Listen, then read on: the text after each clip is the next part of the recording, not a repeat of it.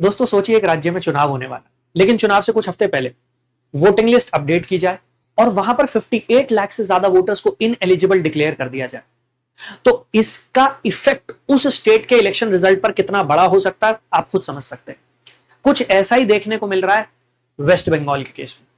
आपने सुना होगा जब बिहार चुनाव हुए तो तब एसआईआर एक्सरसाइज कंडक्ट की गई थी। एसआईआर का मतलब है स्पेशल इंटेंसिव रिवीजन, जहां पर उस स्टेट के जो वोटर्स हैं उनकी वोटिंग लिस्ट को अपडेट किया जाता है। बहुत सारे वोटर्स ऐसे हो सकते हैं जो अब इन एलिजिबल हो गए हों। क्यों? क्योंकि हो सकता है वो किसी और राज्य में जाकर रहने लग गए हों और वहां पर वो रजिस्टर्ड हो गए हों एज वोटर्स। कई बार ऐसा भी होता है कि एक वोटर दो टेरिटोरियल कॉन्स्टिट्यूएंसी में रजिस्टर्ड होता है, जिसे हम कहते हैं डुप्लीकेट वोटर्स। तो ऐसे वोटर्स को वोटिंग लिस्ट से बाहर करना जरूरी हो जाता है और इसी वजह से एसआईआर एक्सरसाइज कंडक्ट की जाती है। जैसे अगर हम वेस्ट बंगाल की बात करते हैं तो इस एसआईआर अपडेशन एक्सरसाइज से पहले वेस्ट बंगाल की विधानसभा के चुनाव के लिए 7,66,37,000 से ज्यादा मतदाता योग्य थे। लेकिन अब जब एसआईआर रिवीजन एक्सरसाइज कंप्लीट हो गई है तो कुल मिलाकर 7,08,16,000 के अराउंड वोटर्स एलिजिबल हैं विधानसभा के चुनाव में वोट डालने के लिए। तो आप देख सकते हैं 58 लाख से ज्यादा वोटर्स को बाहर कर दिया गया है। अब क्या कारण रहा है, क्यों इन्हें इन एलिजिबल डिक्लेयर किया गया है, हम उसके बारे में भी चर्चा करेंगे।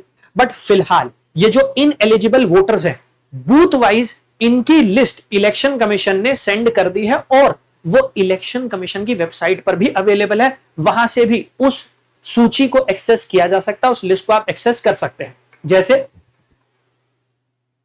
CEO waste Bengal .wb.gov.in electors, यहां पर जो ऑफिशियल वेबसाइट है इलेक्शन कमीशन की, वहां पर आपको ये ड्राफ्ट रोल मिल जाएंगे, मतलब आपको वोटिंग लिस्ट मिल जाएगी जहां पर एलिजिबल वोटर्स जो है उनका नाम प्रेजेंट है। अब ये जो इन एलिजिबल वोटर हैं मतलब डिलीटेड वोटर हैं, इनकी भी लिस्ट अपडेट कर दी गई है। The list of deleted voters is currently available on the commission portal link ceo.westbengal.gov.in/asd.sir। तो मतलब यह है कि लिस्ट ऑफ एलिजिबल वोटर, इसके साथ साथ list of in eligible voters जिनको डिलीट कर दिया गया है, वो दोनों ही चुनाव आयोग की वेबसाइट पर मौजूद है। इसका सबसे बड़ा फायदा यह है कि अब चुनाव आयोग के ऊपर यह आरोप नहीं लग पाएगा कि भाई चुनाव आयोग कुछ गड़बड़ी कर रहा है। जैसे विपक्ष ने आरोप लगाया था कि वोट चोरी हो गई है, अब वो आरोप नहीं लग पाएंगे क्योंकि ट्रांसपेरेंसी है, लिस्ट जो है उसको अपडेट कर दिया गया।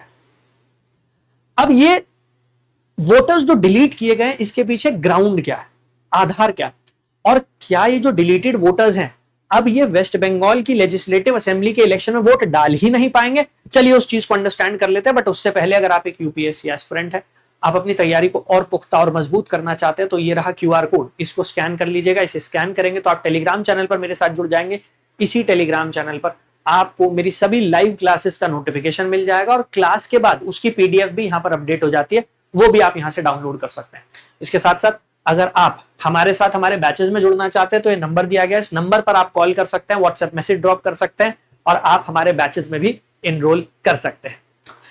तो बात कर लेते हैं कि इन वोटर्स को डिलीट क्यों किया गया है। तो देखिए, बहुत सारे वोटर्स ऐसे होते हैं जिनका नाम वोटिंग लिस्ट में शामिल तो है लेकिन अब उनकी डेथ हो गई है, तो अब ये तो वोट डालेंगे नहीं। इसके साथ साथ बहुत सारे वोटर्स ऐसे भी हैं जो किसी पर्टिकुलर स्टेट में किसी एक टेरिटोरियल कॉन्स्टिट्यूएंसी में रजिस्टर्ड हैं एज अ वोटर, लेकिन अब ये वहां से मूव कर गए हैं, मतलब माइग्रेट कर गए हैं। जैसे बहुत सारे बिहार के लोग या वेस्ट बंगाल के लोग ऐसे हैं जो आज बेंगलुरु में रह रहे होंगे और वहां पर आईटी सेक्टर में काम कर रहे होंगे, तो अब वो वहां पर रजिस्टर्ड हो गए होंगे एज अ वोटर। तो ये जो माइग्रेटेड वर्कर्स हैं इनका नाम भी वोटिंग लिस्ट से बाहर किया जाता है और इसीलिए ये एसआईआर अपडेशन एक्सरसाइज होती है। अब चुनाव आयोग ने क्या बताया है कि किन किन कारणों की वजह से ये नाम बाहर किए गए, चलिए उसको अंडरस्टैंड कर लेते हैं। तो यहां पर इलेक्शन कमीशन ने बताया है कि 24 लाख से ज्यादा वोटर्स ऐसे थे जो अब डेड हैं, तो इनको इस वजह से बाहर कर दिया गया है। ऐसे ही ऑलमोस्ट 20 लाख वोटर ऐसे हैं those who have permanently shifted, वो परमानेंटली वेस्ट बंगाल से माइग्रेट कर गए हैं, शिफ्ट हो गए। इसके साथ साथ 12 लाख से ज्यादा वोटर्स ऐसे हैं जो मिसिंग है या अनट्रेसेबल है, मतलब इलेक्शन कमीशन ने उनको रीच करने की कोशिश की, इलेक्शन कमीशन ने उनके डॉक्यूमेंट सीक किए लेकिन क्योंकि वो अनट्रेसेबल है, क्योंकि वो मिसिंग है, इसी वजह से उनका नाम भी बाहर कर दिया गया। इसके साथ साथ 1,38,000 वोटर्स ऐसे हैं, those have been identified as duplicate, जो मैं आपको समझा रहा था कि हो सकता है 2 या 2 से ज्यादा टेरिटोरियल कॉन्स्टिट्यूएंसीज में इनका नाम रजिस्टर्ड हो एज अ वोटर, तो वो डुप्लीकेट वोटर्स हैं। तो वो डुप्लीकेट वोटर्स जो है उनको भी बाहर किया गया। इसके साथ साथ 1,83,000 से ज्यादा सो कॉल्ड घोस्ट वोटर्स हैं, घोस्ट वोटर्स। तो ये कुछ मेजर रीजंस हैं जिस वजह से इस वोटिंग लिस्ट को अपडेट किया गया है और ये 58 लाख वोटर्स जो थे इनका नाम बाहर किया गया। अब देखिए, जो मर गए हैं उनको तो छोड़ देते हैं, या फिर जो परमानेंटली माइग्रेट कर गए हैं उनको भी छोड़ देते हैं, लेकिन कुछ तो ऐसे वोटर्स यहां पर हो सकते हैं जिनका नाम वोटिंग लिस्ट से बाहर कर दिया है लेकिन वो फिर भी एलिजिबल हैं वोटिंग के लिए। अब उनके साथ क्या होगा? क्योंकि अगर आप उनसे उनका वोटिंग का राइट छीन लेंगे तो वो तो एक कॉन्स्टिट्यूशनल राइट है जो छीन लिया जाएगा, तो क्या किया जाएगा? तो यहां पर यह भी बताया गया है कि अगर आपको वोटिंग लिस्ट से बाहर कर दिया है तो इसका मतलब यह नहीं है कि आप परमानेंटली इनएलिजिबल हो गए। It is not the end of the road for such affected voters. In voters के पास अभी भी अपॉर्चुनिटी है कि ये इसके खिलाफ अपील कर सकते हैं। अब वो अपील कैसे की जा सकती है? तो यहां पर फॉर्म 6, इसके साथ साथ एक डिक्लेरेशन फॉर्म और सपोर्टिंग डॉक्यूमेंट्स इनको प्रोवाइड करने पड़ेंगे, ये प्रूव करने के लिए कि ये एलिजिबल हैं और वोटिंग लिस्ट में इनका नाम इंक्लूड होना चाहिए। अब ये सुनवाई की जो तारीख है वो आज 16 दिसंबर आज से शुरू हो गई है और 15 जनवरी मतलब पूरे 1 महीने का समय दिया है चुनाव आयोग ने इन एलिजिबल वोटर्स को कि वो इलेक्शन कमीशन के इस डिसीजन को चैलेंज कर पाए। उसके लिए फॉर्म 6, डिक्लेरेशन फॉर्म और इसके साथ साथ कुछ सपोर्टिंग डॉक्यूमेंट लगेंगे। उसके बाद ही इनका क्लेम जो है वो जस्टिफाइड माना जाएगा और उसके बाद ही वोटिंग लिस्ट में इनका नाम अपडेट किया जाएगा, अदरवाइज ये इनएलिजिबल ही रहने वाले हैं। इसके साथ साथ वेस्ट बंगाल चुनाव को लेकर जो स्पेशल ऑब्जर्वर हैं, मतलब ये पूरी एसआईआर एक्सरसाइज जो है उस एक्सरसाइज का सुपरविजन कर रहे हैं सुब्रतो गुप्ता।